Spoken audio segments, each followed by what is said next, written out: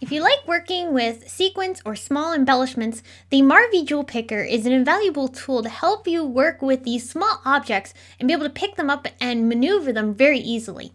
This double-tipped tool has two different sizes of tacky ends that allow you to pick up your embellishments. They have a slight tack to them which allows the embellishments to stick to the tool. I find that I use the largest end of the tool the most, and I find that it's perfect for using to pick up most sizes of any sequin as you're maneuvering them to decide where you want them on your project, and then by going ahead and being able to put the glue down and laying them gently into the glue. These also are perfect for picking up small die cut pieces. Now, of course, larger die cuts you wouldn't be able to pick up with this tool, but it can handle some fairly good sized die cuts, and the large end is perfect for this technique. It helps you get precise and perfect placement with your die cut elements.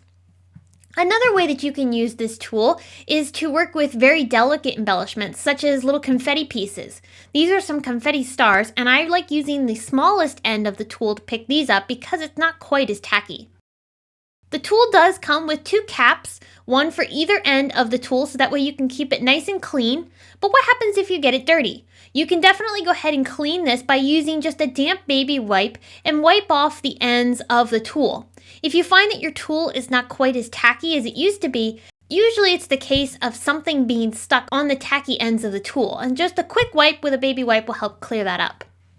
I hope that this quick tip video has shown you how to use the invaluable MARVY Jewel Picker and how you can use this for working with small die cut pieces and embellishments in your craft projects. Thanks so much for tuning in. Stay tuned to SimonsSaysStamp.com for more crafty inspiration.